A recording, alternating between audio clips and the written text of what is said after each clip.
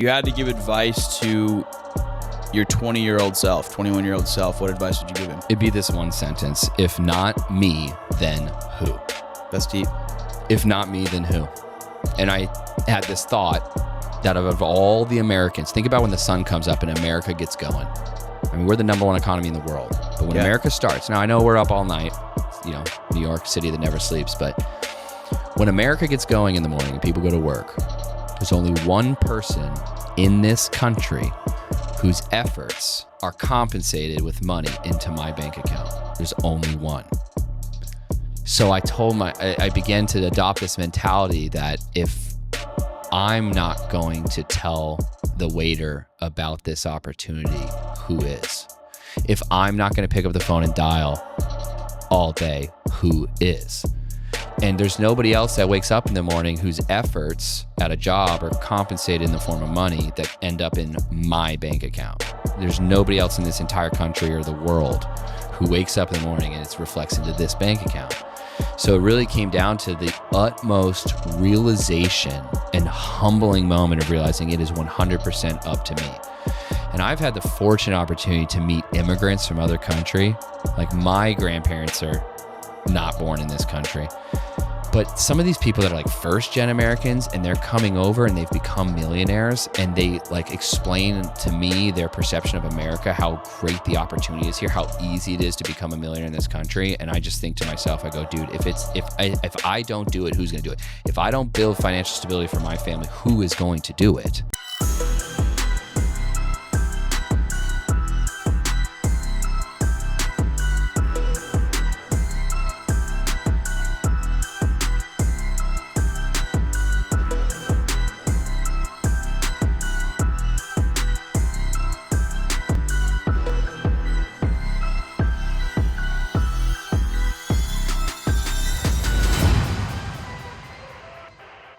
Spicy Spence, welcome to the pod, my brother. Thanks, man. Thanks for having me. Appreciate it, Jonah.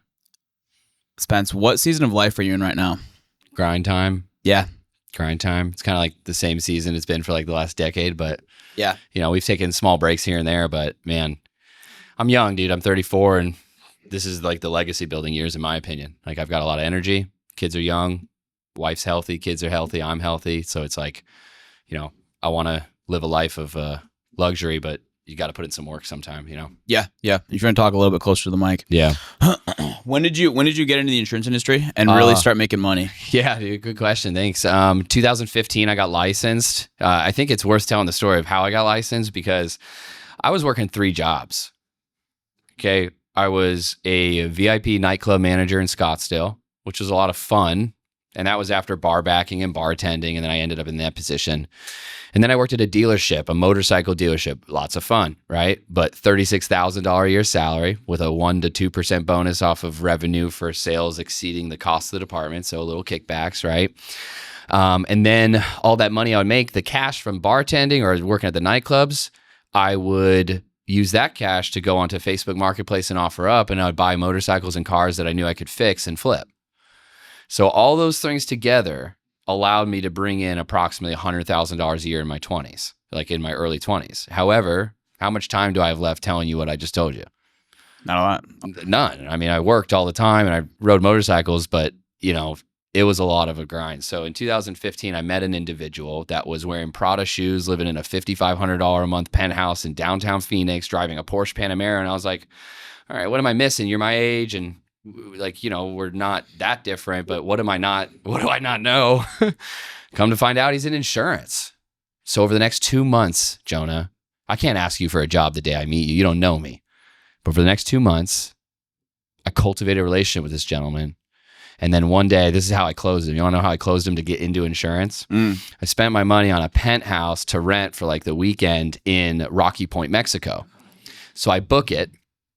I have all the pictures and then I screenshot it and send it in the group, including this gentleman. I say, hey, I have this thing booked. Don't know if you guys are free in 3 or 4 weekends, but I would love to go to Mexico with y'all. And they were in. Jonah, they said yes. So we load up 3-4 weeks later. We go there. Beautiful place, like Did you already have the place booked before you sent the screenshot? I had the place booked. I just was going for the clothes, dude. I had the place. I paid for it, dude. It was a few $1,000, man. It was had a private elevator up to the unit from the lobby of the condo resort and everything. So it was like the third day. We were on the beach. It's like we've been partying all day at that time. That was kind of like my speed. But it's like 2 a.m. and we're on the beach just BSing. And he says to me, he goes, dude, you're pretty sharp for being a young guy. Like, I want to introduce you to somebody when we get back. And that's when he introduced me to somebody that told me about the insurance opportunity in the captive space. And I was in. Like, even being a captive agent, not knowing what that truly meant, they had comp, they had a process, they were a big company, they were in all these states. And I was like, okay, you're doing it. This is a good career. Very shortly after that, Jonah. What comp did you start at? The company I started at was Farm Bureau, which is a captive company. What comp? Oh, what comp? I think it was like 40 or 50 on term, but you could go all the way up to 198 on term. Okay, so you have to write a ton of premium to do that. But it was like everything's medically underwritten. There's no leads. You're hitting up friends and family. The very first day of the work, Jonah, they said, all right, get your pen and paper out on your phone. In alphabetical order, go through this and write down 200 names of people in your phone that you can call to let them know you've started a career in insurance. And I was like, tight. How many did you sell? I never made the list. I never made the list, Jonah. I did hit up a few friends. I did get some home and autos. I did get some ag policies. Agricultural policies is like a thing. There's plenty of business in that realm. But dude, that same guy that got me into that company said, hey, I'm looking at this other company. They sell leads. And after we talked about it, the philosophy was, wait a minute, I can swipe my credit card and talk to people that want what I have. I'm done. We made the switch, and then we were buying leads. And then I started at that company. I think it was at a 55 or 60%. Nice. That's how I got into insurance. Let's go. Yes. When did you hop into the broker space? 2000, November, probably January, March 2016. Yeah. 2016. Yeah, I only spent a few months at that shop. Yeah. And then I remember seeing you on the leaderboards at our past company. And you're the top producer. I'm like, dude, who's this Spencer guy? And you were slinging a lot of premium, and you were writing a lot. You said your biggest year in insurance, you earned over $1 million in your personal pen. Yeah, I netted over $1 million net after expenses. After expenses, I was able to clean up pretty nice. Yeah. I sold a lot of life insurance, probably about just over 800 or so thousand of life. But what was really different about my business and why I was more than I sold. I'm 780. You got me by this much. Yeah, it might have been like 803 or 813. That number rings a bell. It's not. But what was different about my business, Jonah, and not to knock yours, you had a killer of a year that year. But what was different about my business was I wanted to leverage all the things I could sell. If my license allows me to sell A, B, and C, okay, let's have that conversation. And so what I did is I brought annuity conversation to my clients very early on in my career. And what happened was I spent no additional money on acquiring clients. I just asked additional questions in my existing life insurance appointments. Next thing you know, I'm falling into paychecks to the likes, Jonah, that I had never, ever seen in my life. I had earned paychecks selling annuities that were more than I got at the dealership, $36,000 a year, and I 100% made many, many commissions that were more than I made in a year at that previous job. And so early in my career, I got exposed to that. And that's what I constantly, I preach this, don't sleep on annuities. Your clients are already in a position where they need help. They don't necessarily have a team around them to give them the guidance. And they put their phone number on the internet, Jonah, because it's that bad right now. It's gotten so bad in their home that they don't know how to get life insurance. And it's such a big concern that they put their phone number on the internet. That's scary. That is scary. That's so scary. When was the last time you put your phone number on the internet? Never. Okay. You've never gotten to the place where it's been that bad in your home. Luckily for you, you're a networking wizard. You're a charismatic man, and men and women love you. So you have a huge community around you. So when you need something, you're just on your phone texting who's the guy, right? Yep. But think about all of middle America who we serve. That's like, they don't have a guy. They work at a manufacturing plant. They drive for UPS. They're a teacher. These people they don't have extremely intellectual people coming into their life and giving them information for free, how to build a life of legacy and retire and be fruitful through the end of their life. Like that's not available for most of the consumers we meet with. So it's a really big open door. What percentage of people fill out forms and send them back? Say that again? What percentage of clients fill out forms and send them back, of Americans? Less. I don't know. Less than 1%. I'm thinking 1%. 1%. Yeah. Yeah. So to your point, Spence, it's uncomfortable for somebody to put their number on the internet and reach out to a complete stranger. So an agent calls them and they're kind of like, oh, they're not very confident, or they give the client all the control or whatever. It freaks them out. Because it's already uncomfortable for some complete random stranger to give you a call. Yes. So that's why it's so important to have a high level of assumptiveness and assertiveness when you're giving these people a call, and simply be professional. Yeah. I tell agents all the time, just don't be a weirdo. Yeah. Like, stick to the script, be confident, be professional. You're the expert, and don't get psyched into thinking the client knows more than you. Yeah. Because they don't. There was something that I heard from somebody else in this business that I had to remind myself of. That when you are on the leaderboards and you're brand new at a company and you're breaking records and you're getting a lot of attention, I heard a different gentleman say this and I adopted it quickly because it helped me keep my ego in check. And what it was when you write $40,000 in a week and everyone's praising you, it's really easy to grab this right hand and go, look how good I did, Jonah. Look at me. Look how much I wrote. Killing it. But at the end of the day, what this gentleman said was like, dude, you're patting yourself on the back, but you took somebody's order. They reached out to you. They sent in a lead and they said, here's what I'm looking for. And you called them and you found one that fit their needs. The least salesy sales job you'll ever have. Yeah. I'm a glorified order taker and we get paid really well to take orders. Now we offer support, like we do more than that. But at the end of the day, 5 days a week, I'm calling people that are already reaching out to us for what John's killing it. Really good at taking orders. Really good at taking orders. Yeah. It's really good at getting back to people that asked for it. Yeah. A little bit of sarcasm goes a long way. And you're like, man, you did so good taking orders this week, dude. Keep it. Hey, take a lot more orders next week. And you're like, all right, bro. Like you're being mean. But no, it's like, it's just to help remind us like, hey, dude, yes, you did do a great job. You protect a lot of families. You made a lot of money. But hold on, man. You're not splitting atoms. Yes. But I do want to talk about this advanced market side of the business because this is and I was talking to you this off air, Spence.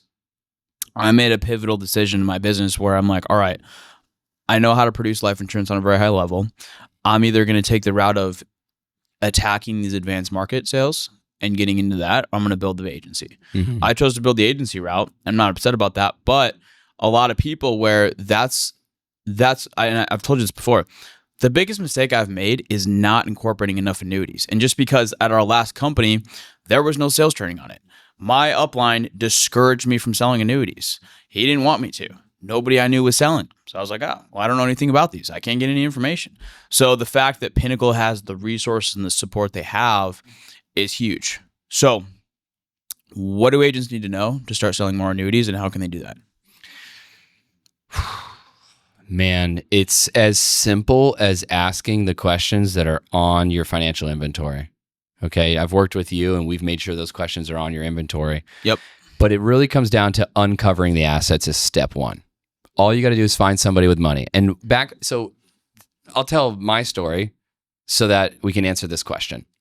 Because when I started at that previous company, there was no training. There was nobody to tell me how to sell an annuity. There was no specialist I could say, hey, split this deal with me, get it across the line, and we'll get this together. That didn't exist. Now, what got me interested in annuities, because I got into insurance because I wanted to change my situation financially. So what interested me in annuities was when somebody showed me the commission and they said, you get, say it's 5% for easy numbers. I said to them, I go, why would I sell this for a 5% commission if I get 100% commission on the life insurance? Is this fun? Is this a typo? And he goes, no, dude, it's 5% of whatever you roll over. And I said, stop. This guy's name was Darren. I said, stop right there. What does a rollover mean? I mean, I was green. I was 6 months into insurance when I got into the annuity space. And he goes, a rollover is when somebody has money in an old 401k or their retirement account and they roll it and they just switch it into an annuity plan. There's no fee to do it. There's no taxes. There's no cost associated with it. You just do a rollover. And he goes, then you paid your 5% of the total amount. And so I was like, okay, so if I do a $500,000 rollover, I get $25,000. He's like, yeah. So as you know, in insurance, we get advanced commissions, then you get the back end money, and then you get your renewals and all that. But I was like, okay, so how much do I get up front? And he's like, Spence, you're just not getting it, dude. You get all of it up front. And I was like, what? Like, can we do these here? He goes, yeah, absolutely. Boom. So what I did next without any training is I was like, okay, let me find the people that I could offer this to. So the next 10, I had a goal for myself to just find 10 people with money and don't try to pitch anything. Get in the habit, Spencer, of hearing yourself ask people the questions that I initially thought was uncomfortable. And I'm sure it was very uncomfortable because I didn't have good scripts or word tracks. So I was just finding money. And so after I found money and heard myself getting good at asking better questions, after I found 10 people with money, I did the numbers. I said, what if I closed all those annuities? What if I closed every single one of those? I said, hypothetically, 100% close rate, you closed it all. How much money would you have made? And I let's just say hypothetically, it was like 200 grand. I was like, if you closed all that, you would have made 200 grand. The very next thought was, well, damn, I can do half of anything. I could do half of anything. Ask my wife, I could do half the dishwasher. I could clean half the pool and get a phone call from you and forget I was doing the pool, right? I can do half of anything. Yeah. So I was like, oh my gosh, man, like this is money like I'd never seen in my life. So I just started going for it, man. And I was a goof. 9 pitches before close. A guy with $1.4 million, I pitched the whole thing for an annuity. Yeah. Of course the guy said no, right? Executive at Boeing, director of international sales, $10 million, the whole thing an annuity, no sale, right? Of course. I had to get in the habit of getting told no so I could get to that yes. Once I got to that first yes, I got that paycheck. My life changed forever because it was the most amount of money I'd ever been deposited. And the craziest part for me, Jonah, hence the reason why I did so good in some of those years, was because I sold life insurance every single week. So I'm selling life insurance every single week. I'm paying my bills, I'm making money, I'm keeping my business alive, and then I just added in one more variable. I started offering the things my license allows me to offer, and that's when my profit margins went through the roof. Because, Jonah, I didn't pay anything, I didn't buy leads, I didn't run seminars, I didn't do that next level of annuity sales. I just simply did it off the life insurance. And people used to look at me like I was so amazing, and you just ask the additional questions. Yeah. And for new agents, simply book it on Jesse's calendar. Shout out to Jesse. Yeah, but dude, he's an annuity savage. Yeah. So book it on his calendar. He'll split you in 50-50. He'll do 100% of the work, and you get half the paycheck. Yeah. That's it. And the goal is for us to learn, right? The goal is for us to learn how to do. You don't want to split forever. I want to teach people. And that's what we focus on here, is like not sleeping on this, because you and I lived in an environment where we were at this other company for years and it just didn't get enough attention. But now you, in your agency, you've had agents close annuities that have had enough money now to pay for leads for the next 3 months. And I remember being that agent where I was cash rich, I was cash poor, but lead rich. You ever heard me say this? I would way rather have a 2-inch tall stack of leads to dial and $1,000 in my bank account than no leads and 10 grand in my bank account. Yeah. And there's been so many times in this business where I was like, rent was due in 21 days. You only got 5 grand. Rent's $37.50. Let's go to work. Yeah. Let's go to work. I dropped $37.50 on leads and be like, you got 21 days. And that's where I came up with this idea. My process was a 21-day push. I would run 21 days straight. The only hats I was allowed to wear for 21 days was a dialing hat or a selling hat. And so for 21 days, Sundays included? Oh yeah. 21 days straight means 21 days straight. Sunday's that 7th day. Absolutely. Now, then would you take a week off? I'm sorry? Would you take a week off? I wouldn't really like take a week off, but after a 21-day push, I would then do 3 office days. And I lived in downtown Seattle, so I'd hop on my longboard and I would skateboard from coffee shop to coffee shop. So I get a coffee and a baguette and I go to a different place, get another coffee and do avocado toast. Hey, it's lunchtime. I'm a skateboard to a different spot. So I just bump around right in my city and just give myself the stimulation of external noise and things like that. But I was super locked in. Headphones, coffee shop, just grinding. I was that guy that would sit there for hours and hours and hours. Next thing I know, I'm knowing the owners of these coffee shops. It was really cool. But I'm there working. So I do 3 days of like intense office hours, getting all the back end stuff done, contacting the carriers, getting caught up. And it did feel like a little bit of a break, right? You're not wearing the sales hat or the dialing hat. So it was relaxing. But after 21 days, man, you have more than enough for rent. You got more than enough for next month's in leads. Speaking of which, we both come from the in-home days. What's the craziest in-home story you have? I have a story that's somebody else's story. It's not mine. Okay. But a guy was showing an age. Oh, you know this gentleman, Isaiah. Yeah. The guy was showing Isaiah his gun, and it went off and shot a hole through the guy's wall. The guy shot the gun in his house, and that's the craziest story I've ever heard. What I've seen, I went into a house, there was a horse in the living room. A horse. I'll say it one more time. A horse. Jonah, do you know how big horses are? This horse was in the living room, chilling. I was like, hey, I just played it cool. Like, what? Oh my gosh, there's a horse in here. Did you say anything about the horse? Yeah, of course. You can't not address the horse in the room, right? So yeah, it was absolutely the first thing I said.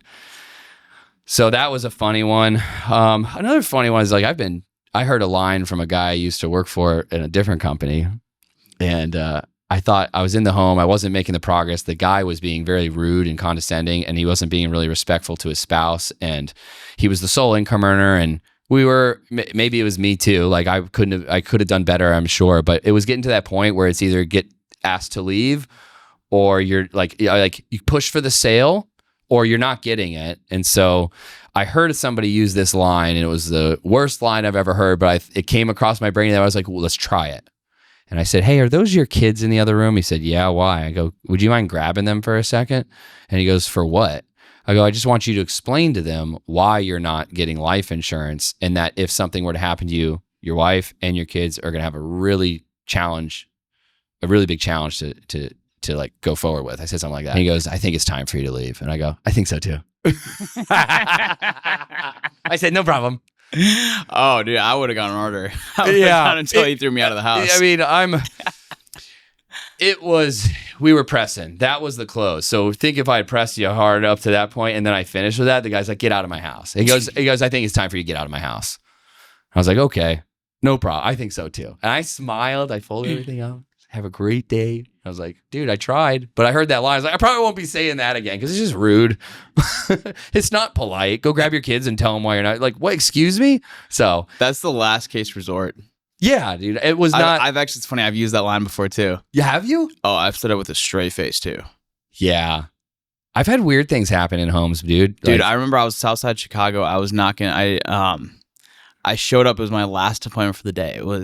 And I was in the hood. And I probably shouldn't have like shown up, but I did because I always show up to that last appointment. And it was 10 p.m. I knock on this guy's door. And he's like, hey, who is it? I was like, hey, it's Jonah here for our appointment. He flings open the door. He's like, he's got a gun up. And he's like looks at me. And I'm like, yo, it's Jonah for the mortgage project. He's like, oh. Man, why'd you say so? Come on in. Like throws the gun. I just like we go in and end up closing it. Yeah. Dude, that's so funny. Do you remember when people would tell you I never buy anything the first day? Like we don't buy. Yes. And I just can't think of I have the best close ratio with those people. Yes. But it just goes back to like what we talked about a moment ago. These people are in such a state of vulnerability that they put their phone number in the mailbox, they licked an envelope, walked it to the mailbox, put it in there, and mailed it out. Like, when was the last time you went to the mailbox and mailed something to somebody? It's probably been a long, stinking time. It's been a while. Been a while. How many hoarders' houses would you go into? Like, I remember going in some of these houses. Yeah. They'd have so much shit, there'd be a little path through there. Yes. There'd be algae growing and like mold, different ammonia. things. You have that rich ammonia smell. And then you walk in the living room and they're so fat and overweight, they can't even get up from their wheelchair. Yeah. It's tough, man. It's like it's so hard because I feel bad for some people, man. It's like, I'm not a monster, but you can't help some people. So I've definitely been in homes where you go in there and they're in a hospital bed in their home. And I like take the printouts. I go, hey, mortgage protection guy, got all your stuff right here. Looks like you're good to go. Just want to drop this off. You're good.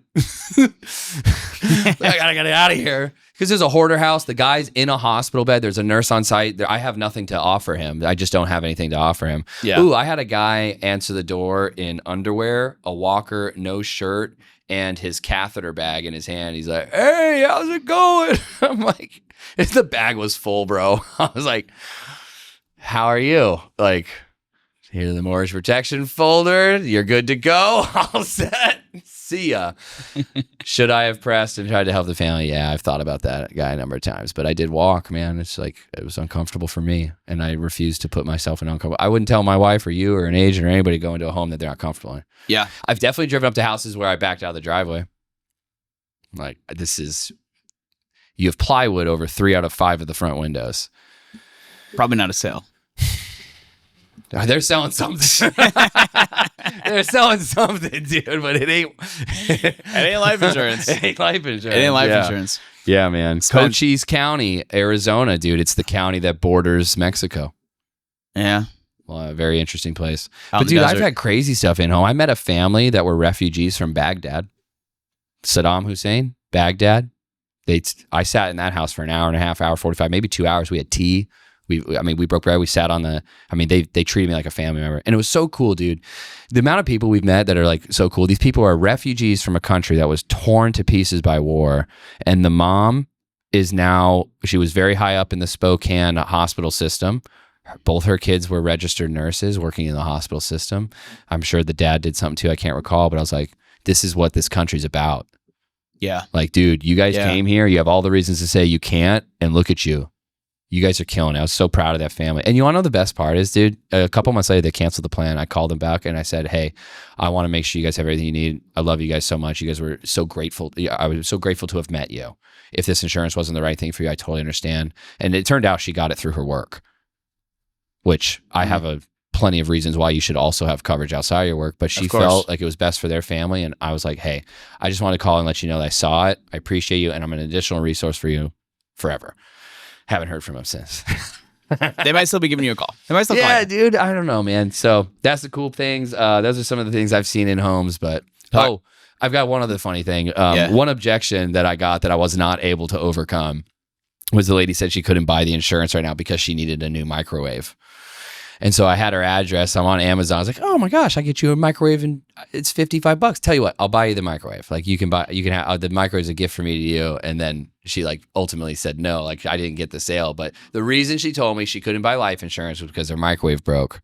And that's an objection that stuck with me. I got that like 6 or 7 years ago. I still remember it. It's like, man, I couldn't overcome the objection of the microwave. So I was like, I need a how new microwave. terrible am I, dude? Yeah, I need a new microwave, dude. I'm not buying anything right now until I get my new microwave. It's like, it's $55 on Amazon. Do you want black, white, or stainless? I literally am asking him this, and she's like, no. I'll buy you a microwave. Shoot. Yeah, exactly. Speaking of, I just thought of this, dude. Probably the wildest thing I've seen. I remember I was training a new agent. His name was David, and this was a hoarder house. It was in Milwaukee, Wisconsin. And we go in there. We walk in there. And I knock on the door. She's like, all right, come in. And like, door's open. We're like, okay. So we open the door. We walk in the living room. She's completely naked. Completely naked. And she's so fat that like, I don't even know what's what. And I was like, oh. And I was that guy. Like, I was that guy where I closed everybody. I didn't care. Dude. So I'm like sitting over here, like writing out the financial inventory and the thing. And we got her an Aetna plan.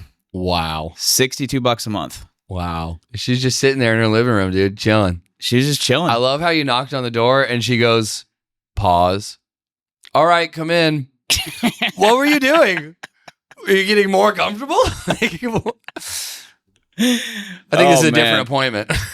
Some people just don't care. Yeah, I've had guys let me into their house, and I mean, these are like 80-year-old folks, and then next thing you know, his wife's walking around the house naked, and you're like, yo, didn't think I'd see that today.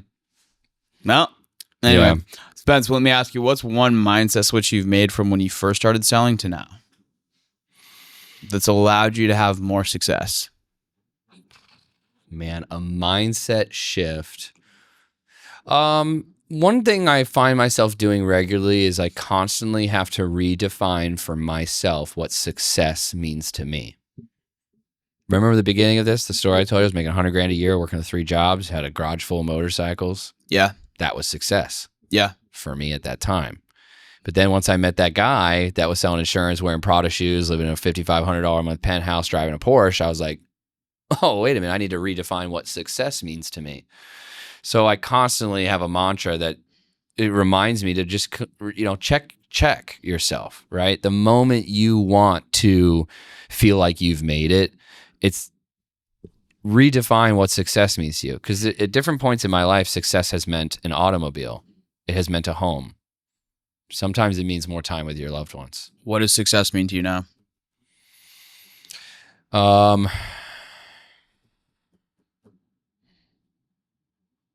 Success. I'd like to come back to that one. Come back to that. Yeah. This is a very deep topic for me, so I can't. Success. We'll put a pin in it. Yeah, success could be a paragraph. I could tell you a page of what success means for me right now, but from a 50,000-foot view, what success means to me is financial stability and time with the people I care about the most, which is my 2 daughters and my wife. Yeah. I love them. They're my favorite people. Spence, Yeah. not only have you made a lot of money in insurance, Mm-hmm. and insurance is notorious for making a lot of money and spending it all and living the flashy lifestyle. Like Yeah. the guy with the Prada shoes and the penthouse Mm-hmm. that drove the Porsche. Mm-hmm. And so how can people be good stewards and how give people financial literacy advice? What advice would you have young kids that just started making a lot of money? Well, the financial advice for me, it happened in 2008, 2009, 2010 when my parents filed bankruptcy. I was there the day the sheriff and the locksmith came out to our house and changed the lock because we were still living in our foreclosed home, right? So that story will be with me for the rest of my life. And so I got to have a really quick lessons at the age of 18 of what financial literacy meant, right? Now, my dad wasn't a gambler or a drug, he didn't do anything wrong. He just had his money in the market like everybody else, and it just didn't pan out. So for people that are coming to this business and you get those big paychecks, like I firmly believe that you should enjoy the fruits of your labor. And I have done that. I have had very expensive condos in downtown Seattle. I've gone on dinner dates by seaplane. I've done silly things. I had a personal shopper at Nordstrom's. How much is a personal shopper? It's not necessarily like you don't have to pay for it, but you have to spend a lot of money there for a guy to be texting you saying, hey, I'm holding these for you. You look good in it. Yeah. Like how much do you got to spend for that? Thousands upon thousands per visit. Like I would go to so in downtown Seattle, the very first Nordstrom's ever is in Seattle. It's 5 stories. Well, Seattle rains a lot, but the Nordstrom's in Seattle is one whole city block. It's that big, but the men's floor is on the bottom floor. So when I'm walking through the city and it's raining, I'm taking shortcuts through Macy's, Nordstrom's. I'm just going to walk through it, stay out of the rain, out of the cold. Well, I'm walking through the men's department. I see my guy all the time, and I pick this up, buy those shoes, get that sport coat. This is from that Nordstrom. This coat. It's actually a fire coat. I like it. It's different. I don't have any green coats, and it's hard to wear green, and so I was like, this one works for me. But his name's Dan. I could still text him right now. But what's cool about it is I had a relationship with a gentleman that we did business with, and I would see him all the time, and he helped me up.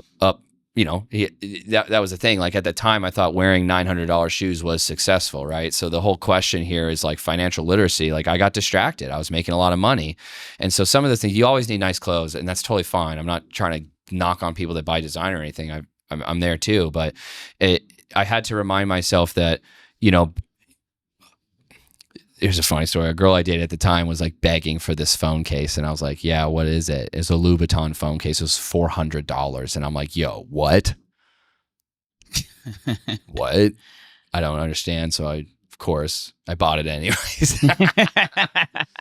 You want to know the funny thing? 3 months later, I see it off the phone case in the junk drawer in the kitchen. I'm like, yo, what's up with this? She's like, well, it's like if I do this, it doesn't work like this. And I'm like, oh, okay. So now it's like, what is that? So like those moments stick out in my mind. It's like, what really matters, right? Yeah. And so for me, I thought one of the biggest flexes that I could ever do would be someday to post me opening the mailbox and the bank sends me the title of my home. Yeah. I don't know anybody that's done that. I'm sure plenty of people have their homes paid off. But for me right now, the race I'm running, I want to be in a position where I don't owe anybody anything and I'm able to bring in money. And imagine if I don't have a $7,500 a month mortgage. Like if you make 10 grand a month or like whatever your bills are, if you took the biggest bill out of your home right now, Jonah, you'd be kind of pumped. Like you just bought a house, you're like, that's your biggest bill. Be sick. Yeah. And do you think paying off your home is good financial advice or just simply peace of mind? I think it's good financial advice. Do you think so? I genuinely do. I disagree. That's because what interest rate do you have on your home right now? Like 7 or 7. Yeah. All right. So you got a high ass interest rate. Yeah, I got a jumbo loan. I have the same interest rate though. Yeah. But if you look at the markets, or if you look at ETFs, if I can average an 8 to 9% and make the difference off of that, I'd be better off keeping my 30-year loan and investing the difference in the markets. I agree with that too. And I think there's no right or wrong way to do this because debt can be very good. But having a paid off home is badass. It's badass. And it makes you feel a lot better. But let me explain my philosophy to you. And this is a philosophy that's been bestowed upon me by people that are far more financially wise than me. One statistic that I read that I'll botch, but you guys can Google it to get the general idea. I'll tell you the general idea, but the data that was bestowed upon me was something along the lines of the amount of millionaires that paid off their home before they became millionaires. The amount of millionaires that are millionaires today, but paid off their home before they were a legit millionaire. How many? And what's interesting to me, Jonah, you run a business. Yes. P&Ls. Yes. How much did it cost us to be open this month? We sell pizzas. Cost us $100,000 a month to be open for pizzas. And we made $120,000. So our pizza shop made $20,000. But our lease on the pizza shop's $35,000 a month. What happens to your profitability and your margins if that lease, or you bought the building and you don't owe, you're not paying a mortgage or rent? Goes up. Now your business became exponentially more profitable doing the same amount of sales. You didn't have to hire, you didn't have to grow, you didn't have to open a location, you didn't have to expand, you didn't have to franchise, you didn't have to bring on investors, you didn't have to do anything. All you did was pay off some debt. And so for me, looking at my dynamics and going, hey, I want to have one of my fun goals, Jonah, is I want to have a couple hundred acres, and I want to be the guy that has the ability to offer my kids a plot of land with their families and say, I will give you the land and you can build your home on this land. I will give it to you because I want to be close to my family. Like I want to have a couple hundred acres and give them, they don't have to, but if I give you 5 acres over here, you can build your family home over here. Like down here in Florida? No, probably not Florida. We'd be looking at probably like Tennessee or Georgia. Yeah. That'd be sick. Good states for taxes and such, but on a lake? Yes. I would love to. See, when you're looking at 150, 200, my favorite website, if you guys get stuck up late at night and Facebook, like the social media, you're worn out, go to land.com, Jonah. Go to land.com. I'm pretty sure that's where Jake Paul bought his ranch off of. It's the coolest website. I could spend hours on it. It's better than Instagram. Because you're like, oh my gosh, $1 million in Tennessee gets me 130 acres and it has a 3-2 hunting cabin on it with city water and city electric. And I could buy this for $1 million and I can vacation the next week with my family, stay in a cabin and ride around in the woods. And some of these properties have like 3,000 feet of a river, like 3,000 feet of lakefront or 5,500 feet of continuous river through the property. And I'm like, sick. That's beautiful. And that's awesome. So it's like me and Claudia with Zillow. Yeah. Look at homes. Zillow's cool too, but land.com, because what I'm trying to do, and so the whole question you asked is, do they have make sense to pay off on there? Yes. How much? What's the cheapest island you found? The cheapest island I found was on Lake Henderson in Arkansas, which is right next to Lake Ouachita. Lake Ouachita is the number 3 ranked clearest and cleanest water in the country. When I've swam in Lake Ouachita with a 60-foot depth, I could see the bottom of the lake and I could see trees and sunglasses. I could see stuff in the bottom of the lake. So very beautiful area of the country. But there's some of these, you can buy some of these islands. And I don't know. How much was the island? I think it was like a couple $100,000. Dude, should we go in on an island? Yeah, I mean, I think what you're thinking of an island, what I saw on the listing might be a little different. It's like the plot of land about this big as this table. Yeah. Okay. You asked what's the cheapest island I saw. Dude. What's the cheapest Ferrari we can go find? Yeah. Yeah, you can find a Testarossa on there for like $10,000. $10,000, yeah. I own a Ferrari. Ain't gonna get you very far. Yeah, no. So I really want to touch on this, Jonah, but what I thought was if I don't have a $7,500 a month mortgage anymore, now I've just increased the revenue and my margins in my home. Now that $7,500 a month can either go into aggressive investments, like if I put $7,000 a month into my investments, right? I've got a SEP IRA, Roth, all those types of vehicles that you can diversify into, some insurance products, some annuities, which I have, IULs. There's so many things to do. I could get more aggressive on that because now I don't have a $7,500 a month mortgage. Yeah. Now I can accelerate my portfolio, A, or B, I can begin to use that because the banks love me. Hey, sir, you make some money. You don't have any debt? come get some debt. Come get some debt. You can have all this acreage. You can buy this home. We'll give you the money. You just have a little bit of debt. So I could take that $7,500 and go buy another piece of real estate. And now I'm in a natural and a really, I wouldn't say, now I'm in a very conservative way accumulating a real estate portfolio. Leveraging debt. But instead of like you refer to the pizza shop analogy. Yeah. And instead of paying off the mortgage or paying off the lease for the pizza shop, the 35 grand, what if you kept the same operating margins and you leveraged debt to get another pizza shop? You're absolutely so correct. Now you just increase it instead of paying off the pizza shop. Debt is so good, Jonah. I'm not going to die on this sword, and I could be convinced I've pendulumed this thought. I just know where what my race is right now is pay this son of a gun off quick. And I make 4 extra payments a year. That puts me at 10 years in 1 month or 10 years and 2 months is what it's tracking. And so 4 extra payments a year pays it off in 20 years early. 10 and change, yeah. Pays it off in 10 years to 20 years early. Yeah, 20 years. It's a 30-year mortgage. Yeah, that's fire. Yeah, it's good to know. It's tough, dude. Because dude, you got what else? What else did you recommend investing in and diversifying? Do you own any crypto? Yeah, I would say that became pretty cool back in, way cooler before that I knew about it. But I saw crypto as something that I didn't want to tell my kids that I didn't do. So in 2017, so that's the reason for you buying. That was the reason I did it. I said I don't want to be like because they were making in 2015, 16, 17, crypto was like Bitcoin was like people were like going nuts. It was yeah. I was like, oh, I don't want to see the game happen and not get any playing time. So I was like, let me get some playing time. So I threw some money in. And what's interesting is you and I've had conversations about this, but I have never logged in back into that account. How many Bitcoin did you buy? Couldn't tell you. You don't remember? I know how much I spent. And whatever the price of Bitcoin was at that time, I think it was like $8,500. I don't know. Yeah, Bitcoin back in 2017, 18, Bitcoin was hovering below 10 grand. Yeah, it was like 83 or 8,500, I think is what I did. And Jonah. So you bought a Bitcoin. I did not buy as much as I did not. Pull up the calculator. So it was 1 Bitcoin? I'm not answering. I like to play these cards a little close to my chest. I put money into crypto to the point that I was comfortable losing 100% of it.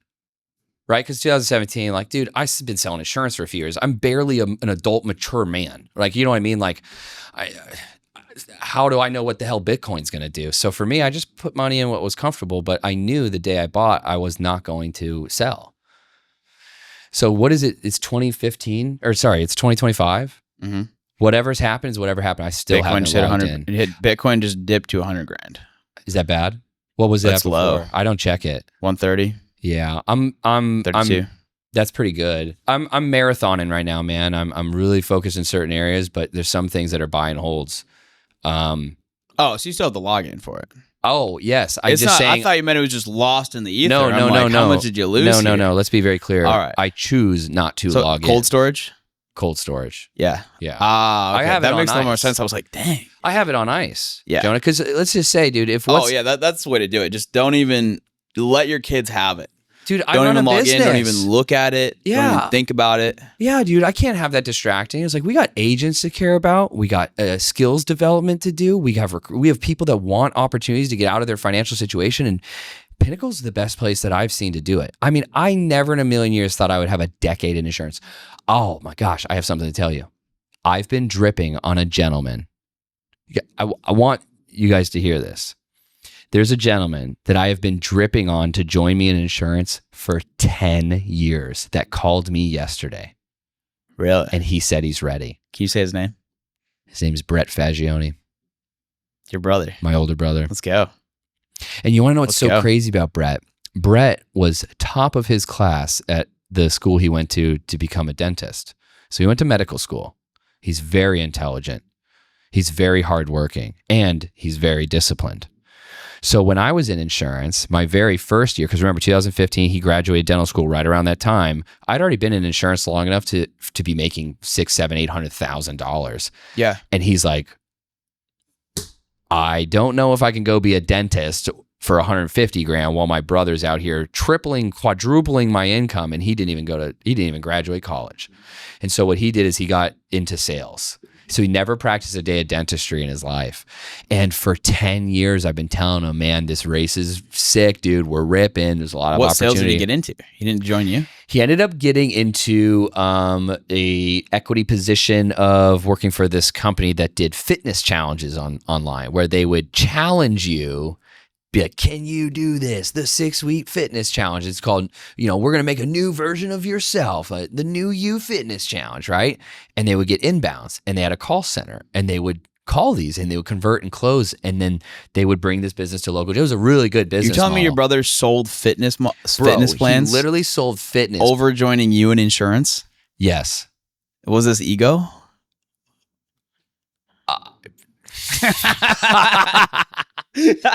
I just got this call yesterday, John. He's going to see this podcast. He's like, screw you, bro. No, I don't think it was ego. I think Brett would be successful in anything he does. Yeah. And I actually know he would be. I've never worried about that, brother. You have siblings. There's some siblings you're sure. like, or he's fine.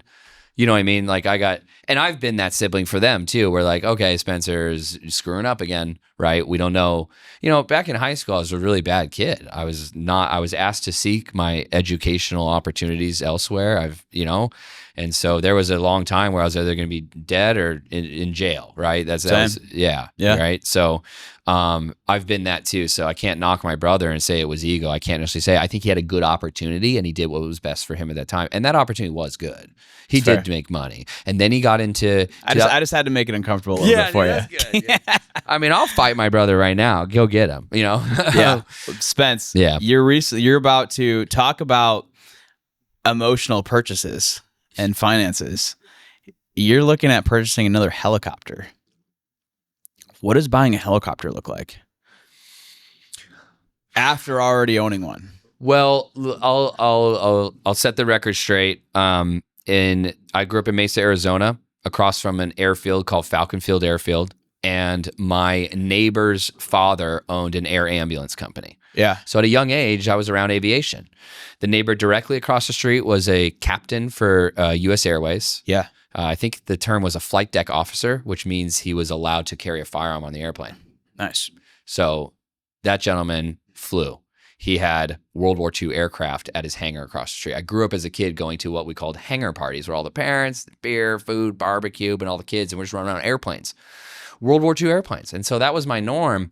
And so getting around that aviation at a young age had me fascinated by it. And so unfortunately, I didn't pursue like the Air Force Academy or anything like that. But insurance allowed me the opportunity to be in a financial position that I could accomplish my childhood dreams on my own dollar.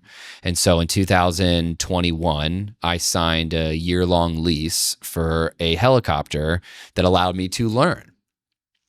What signing a lease did for me, it allowed me it allowed me to be the sole operator of this helicopter, meaning I wasn't sharing it with anybody. So I didn't buy it, but I anteed up on a lease. Like the insurance for the helicopter for 1 year was $28,000. Okay. So now I have all the operations, the maintenance, I have to pay a flight instructor to learn. So I pay his salary, pay fuel, pay insurance, pay everything, maintenance for the helicopter, everything. So it was a big boy deal, but it was my life goal. You comfortable sharing how much it cost you total? You'd probably be, for this particular machine, it was under $100,000 for the year. But the R-44 helicopter is the #1 most sold helicopter in the world by a long shot. It's a piston engine helicopter, can usually sit about 4 people. It's a great helicopter to learn in. It's the #1 learning helicopter there is. And so I got to get a lot of hours in that helicopter. But now I'm at a point where I definitely would like to see a helicopter in my arsenal. And helicopters are going to run you about $1 million to get the machine in your hangar. What are you looking to get? Do you about to drop $1 million? Well, I think some really good helicopters are some A-Stars are great helicopters. McDonnell Douglas MD-500s are great helicopters. I mean, it's tough, dude. $1 million is kind of like the lower end of what you can buy a helicopter for. Yeah. Now you can get a great helicopter for $1 million. Great helicopter for $1 million. You can get a great helicopter right now for about 600 to 800. I mean, depending on what you want to do, though. So you think about your helicopter and you think about what's my mission objective. If my missions that I'm going to most often be running is flying my wife and kids up to Tampa to go to Busch Gardens and then fly home, that mission needs to be more.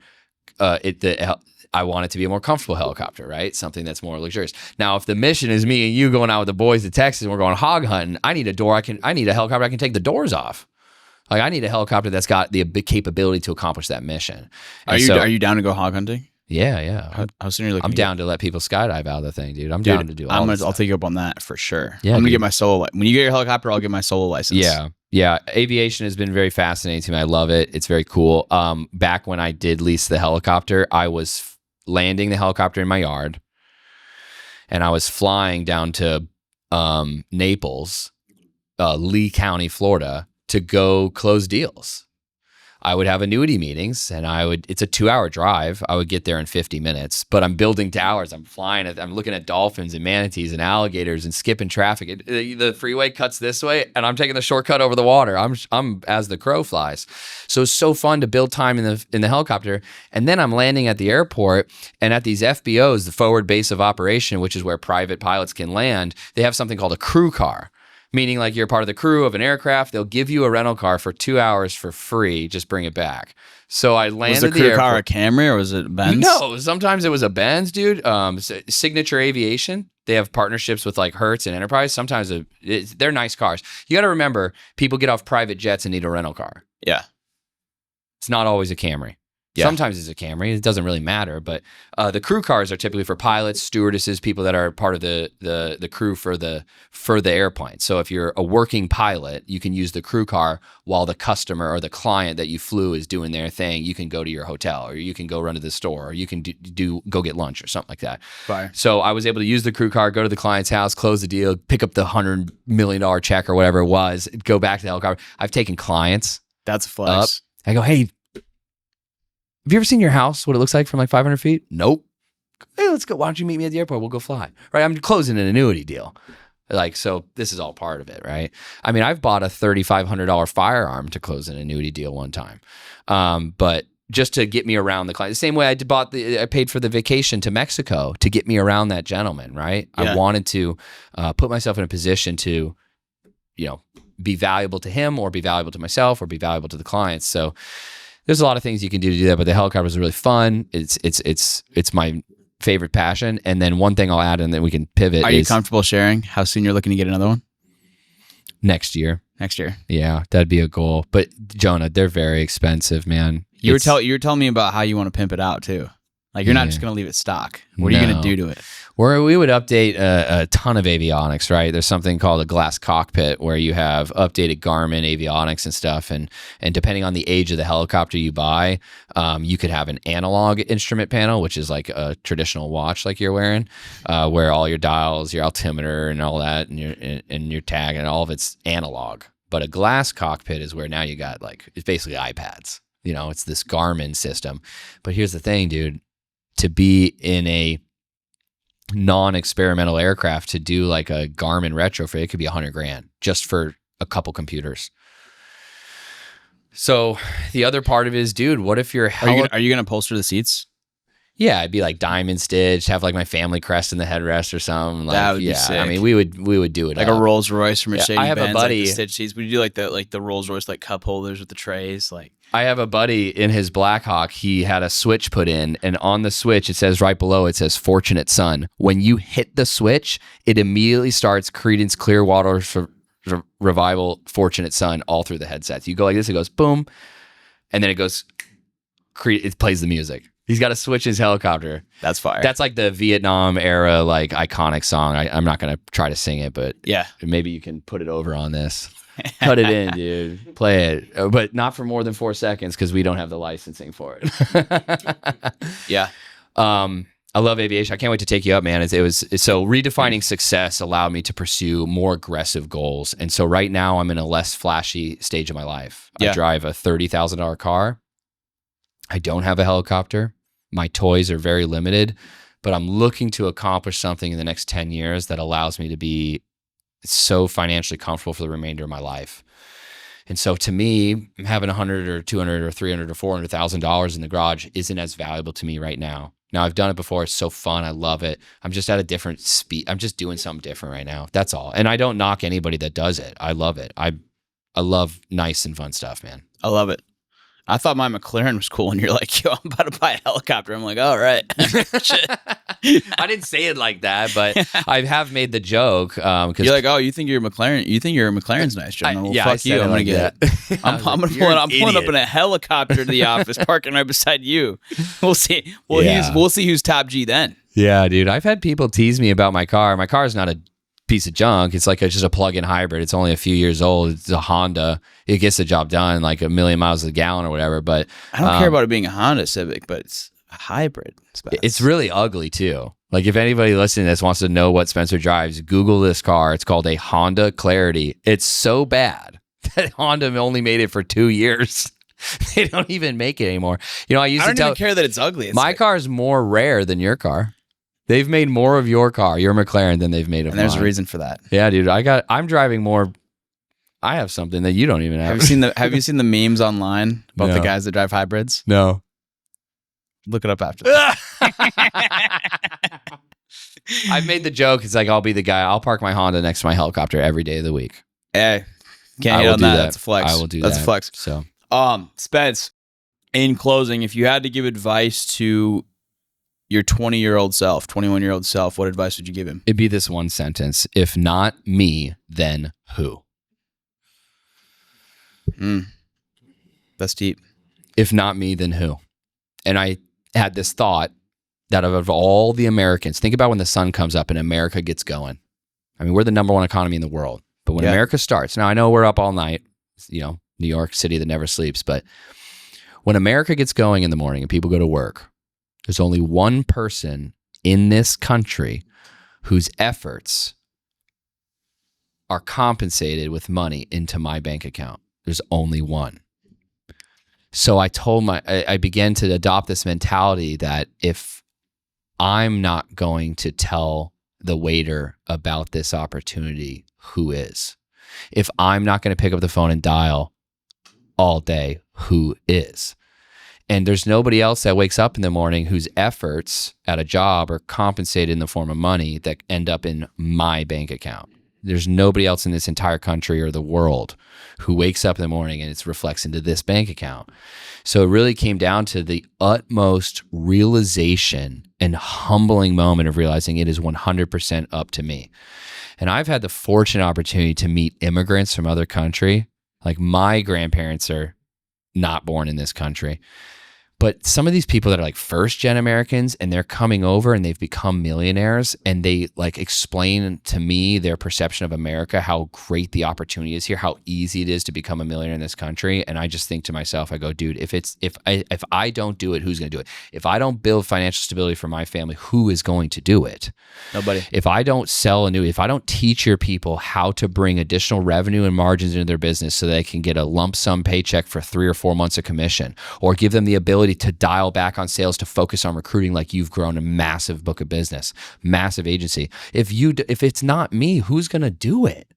I did a whole training on here a few weeks back, and it's like the realization of like, man, if I don't ask the client, what do you have that acts like life insurance in the event you died? Who's going to do it? And so it just dawned on me. This phrase has lived on the top of my mirror in my bathroom before. Not in this house, but at points in my career. This phrase has stuck with me for a long time. If I don't do it, who's going to do it for me, man? See, I was in a situation like similar to yours where when I became an adult and left the family, my parents filed bankruptcy. There was no financial, so I could not call anybody to help, Jonah. And that is why you are the way you are. For me growing up, I mean, my family was comfortable. Made decent money. My dad gave me absolutely nothing. Well, as soon as I turned 18, the day I turned 18, he was like, all right, you're a man now. Go be on your own. Didn't give me shit. And at the time, I was a little bit resentful of that. Turns out that was the best thing that ever happened to me. Absolutely. Because it developed my work ethic, my hunger, and it developed me into who I am today. Did you know 72% of millionaires are first or second generation immigrants? Really? Yep. Because they realized what 72%. 72%. I read that. In Feel a free book. to feel free to fact check. Feel free to fact check me I on believe that. you, dude. I believe you. But dude, that's just a shocking statistic. but I believe it. I believe first it too. or second though. It's not first or second. Yeah. Because they know what it's like. They know how blessed we have it here. It's like the kids that grew up perfect home, white picket fence. Unless their parents just give them an obnoxious amount of money, unless they're a trust fund kid, those people don't have hunger and drive, and they're never going to go out there and build something great. Yeah. I agree with you. I had to become a man at a young age. I mean, I was asked to leave my home at the age of 16. I had to live somewhere else for a considerable amount of time, and then I made it back into my home. Podcast for another time, but going through watching we grew up well, upper middle class, but the finances, like the mortgage, the 2008 financial crisis, I had to go to Wendy's, make $7.13 or 10 cents, I think was minimum wage at the time. We were not paying the mortgage on the home because we foreclosed, but there were so many foreclosures happening in the nation. It was taking them 18 months, 2 years to get these homes back to the banks to sell, to like take them to auction. I had to use some of my money to help my dad with the electricity, the bills. Like if we wanted internet, I had to help him with that. That'll give you perspective. Yeah. You grow up real quick, man, when you're giving your dad money to pay for bills, considering 3 years before you're riding dirt bikes on the beach in Mexico in a $500,000 motorhome. I grew up well, but it just ended poorly. And so I had to become a man really quick. And dude, my dad was an executive. He had really good jobs working for big companies for many years. But when I was 20 years old, I worked for a company called RMSI. And what we did was we did grocery store remodel and resets, graveyard. So I would go to college during the days back when I was in school. It was like my freshman year of college. So what am I, 19 or 20? Go to school all day. Go to work at 6 o'clock at night. No, sorry. Starting was usually like 7:30 or 8 o'clock, right? And we would start prepping. The grocery store would close around 9, and at 9 o'clock, we would go ham. If you ever go to the grocery store and you're like, why is the bread on the other side of the store? No, that was me. I moved it all around. We did the remodels and resets for the grocery store, merchandising. You might not know this, but if you go into the bread aisle, you're going to see they pay for how many facings they have. Like, okay, the cash out at Publix, Snickers, eye level every time. They're paying for that retail. Yeah. But name a terrible candy bar. Almond Joy. Almond Joy. They don't pay for that same level. It's more expensive to be at eye level to the consumer at checkout. Almond Joy's spot is going to be a little different area, right? And so they bid for those spots on these rows in the store, everything. And so we would go in and do those, but I'm working alongside my dad. Now, my dad was born in 1949. He's considerably older than me. I don't know what the math makes it. Maybe he's 40 when he had me, right? I'm working alongside this guy that I've looked up to all my life that has provided me my own bedroom, my own bathroom, my clothes, travel soccer, baseball, dirt bikes, vacations, motorhomes, house with an in-ground trampoline. Back in the 90s, that was pretty cool. Soccer goals in the backyard, playroom, skee ball, pool table, like all the stuff that a kid could dream of. And I'm working alongside my dad, making $23 an hour, with knee pads on, and our backs are aching. I mean, this is hard work. So that's perspective. Some lessons were learned young, man, that have allowed me to get here. And I will say it for the record. I have struggled with ego. I have struggled with arrogance. I have struggled with all the things a young man can when you're making a lot of money. Yeah. But the most powerful time in my life was 2019, 2020, when I got to experience what I call my ego death. Where things happened in my life that made me realize I wasn't as cool as I thought I was. In short, like there was a lot of things that happened, but that changed me as a man. 2019, 2020 was the best time of my life. It was the hardest time of my life, but it was the best lessons I ever learned. Kind of like your dad giving you nothing, you resented it at the time. I was full of anger, Jonah. That anger can be powerful. That though. Anger, dude. You channel that in the right direction, endless motivation. A man I do not look up to said, he has said many things that were terrible, but he said many great things too. And this man, who I don't particularly seek guidance or mentorship from, had a great line. He said, a man or a woman in control of their emotions is an exceptionally dangerous person. You know that, dangerous man. force to be reckoned with. Yes. Yeah. Yes. There's variations of it, and I know it's been said by many other, but the version that I have even instilled in my daughter, instead of saying dangerous, I say, because I told my daughter, it's like, you know, women are emotional, and I'm a house of all boys. I have 3 brothers, so I've learned a lot as being a girl dad, and I you know, when we're crying because we don't get what we want, I don't find that an acceptable reason to have an emotional breakdown. Correct. Like, I mean, crying over ice cream, like, come on. Yeah. And so we cry when we're hurt, we're scared, we're lonely, or we need like, you know, we need, you know, I've kind of given her some boundaries, but I've definitely said this line to her, and she can recite it back to me, say a boy or a girl in control of their emotions is a very powerful person.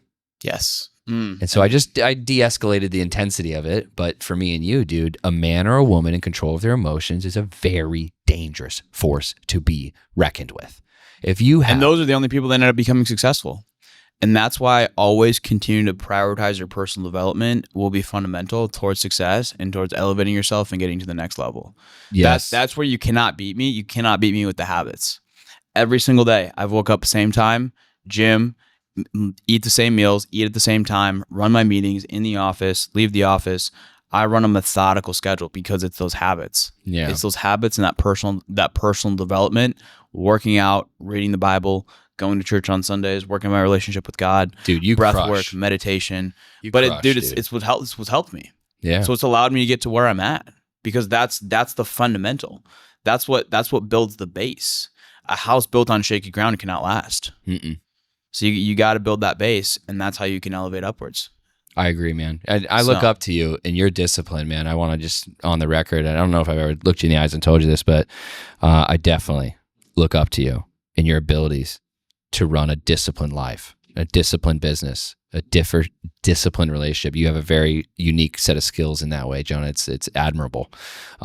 So if you guys are looking to get into this business, there's so many places to work, right? And insurance as a whole, you can make a ton of money. And I think as an individual, Jonah, anybody can be successful selling insurance no matter where it is. Because at the end of the day, it comes down to you. Yeah. If not me, then who? Yeah. So it's far less often the organization than it is the individual. So what are the characteristics that allow somebody to be successful in this? Coachability. Best compliment I was ever given was you are remarkably coachable for how good you are and how much attitude you have. You receive coaching really well. So I have found that was one of the kindest compliments ever paid to me. You have to be. The moment you don't become coachable is the moment you stop growing. Oh, I've been uncoachable. Let's just get the record straight. I'm not perfect, but that was a very powerful compliment that was paid to me early on, and I've used that to help identify characteristics of those that I want to bring in. And I typically hire on characteristics that I can't or I struggle to teach or is more challenging to teach. It's really hard for me to teach you how to be disciplined. It's hard for me to teach you, Jonah, how to be accountable. It's hard for me to teach you how to be kind. Here's the thing, you can't. You can. You can and you can't, right? Well, yeah. Because I can lead by example. God can do all those. Going to church could do all those. Yes. I can show somebody how I'm disciplined. Yes. I can tell them the schedule they need to have to be disciplined. Yeah. I can motivate them and get them fired up for a day or a couple days to be disciplined. Mm-hmm. But at the end of the day, you either possess the discipline. And here's the thing. There's been moments in my life where I've been very undisciplined. I've had no discipline. Same. So it can be learned, but you have to be willing to learn and you have to want it.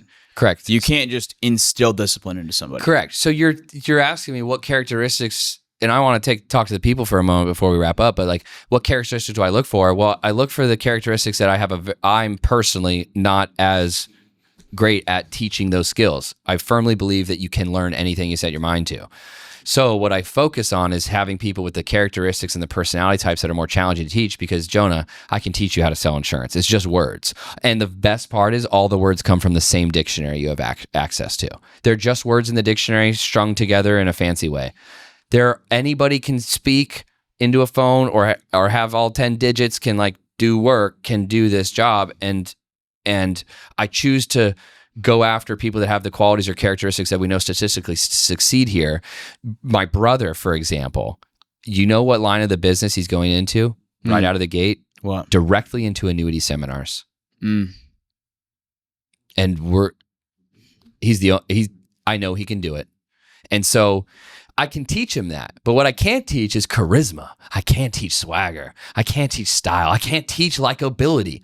I can give you all the cosmopolitan magazines in the world of what women look for in men, and you can try to emulate as many of those as possible to make sure you have those. But I can't teach that. I can teach you how to sell annuities. I can teach you to make sure the value exceeds the price. I can teach you how to do a lot of things in this business. But so those are the qualities that I go after.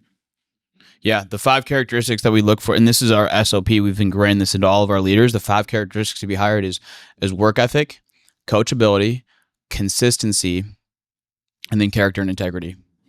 Dude, that's it. That's it. And for the past 5 years, if they possess 4 out of the 5, we don't hire them.